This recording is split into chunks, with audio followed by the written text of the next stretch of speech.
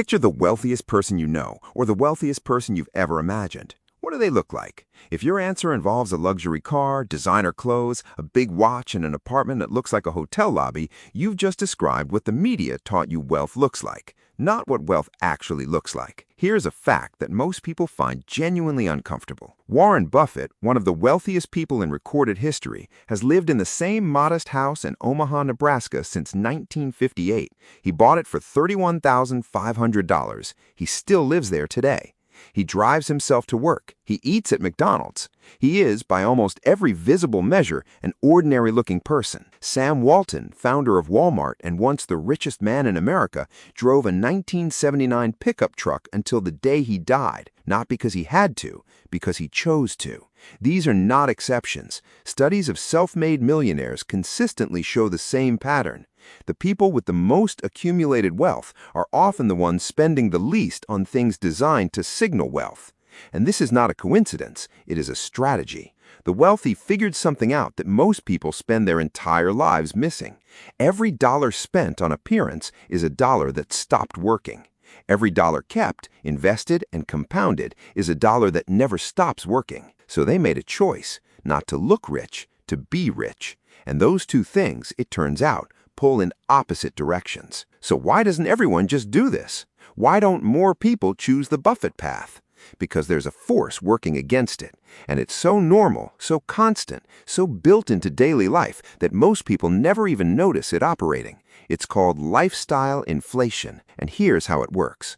Every time your income increases, a raise, a new job, a better month, your spending quietly rises to meet it.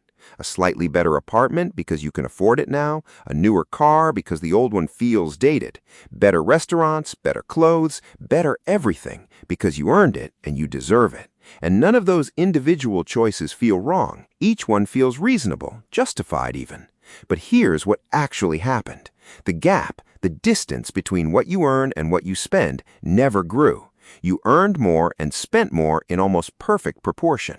The wealth that should have accumulated from that raise, it went into a slightly better version of the same life. This is the trap that minimalism dismantles, not by telling you to live poorly, but by asking one question before every upgrade. Is this purchase closing the gap or widening it? The wealthy ask that question. Most people don't, and that single habit, applied consistently over years, accounts for more of the wealth gap between people than income does. So what does wealthy minimalism actually look like in practice? Because it's not about living in an empty room or giving everything away. It's about intention. The wealthy don't buy less because they can't afford more. They buy less because they've done the maths. They understand, in a way that most people don't, that every purchase has a second price tag, not just what it costs today, but what it would have become if left to compound. A $50,000 car isn't just $50,000. At a 10% annual return over 20 years, that's over $336,000 that will never exist in your portfolio. The car is not a $50,000 decision. It's a $336,000 decision. The wealthy price it that way. Most people price it as a monthly payment. This is what essentialism means in financial terms. Not deprivation, not minimalism for the sake of aesthetics, but the deliberate, intentional decision to spend on what genuinely matters to your life and ruthlessly eliminate what doesn't. It looks like this. Before any significant purchase, one question: does this add real value to my life, or does it add the appearance of value? If it's the appearance, it's an expense. If it's real, it might be worth it. It means keeping your fixed costs as low as possible for as long as possible. Not because low costs feel good, but because low fixed costs create maximum financial flexibility. They let you invest more, take more risk, build more streams, and survive any storm. It means choosing quality over quantity, one thing that lasts and serves you well over 10 impressive things that last for a week. The wealthy buy fewer things, but the things they buy are chosen carefully and used for a long time. And perhaps most importantly, it means separating your identity from your possessions, because the deepest reason most people overspend isn't greed. It's the need to signal, to show others and themselves that they've arrived, that they matter, that they're doing well. The wealthy stopped needing to signal that because their bank account already knows the answer. Here's what we're not saying. We're not saying never buy nice things. We're not saying live like a monk. We're not saying wealth requires suffering.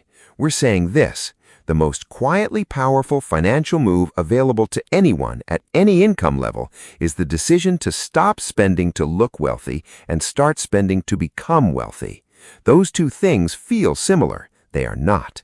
The secret the wealthiest people carry isn't a hot investment tip or a lucky break. It's the discipline to live beneath their means, not because they have to, but because they understand that every dollar not spent on appearance is a dollar compounding silently in the background. The question to carry with you after this video is simple. Am I buying this to feel wealthy or to become it?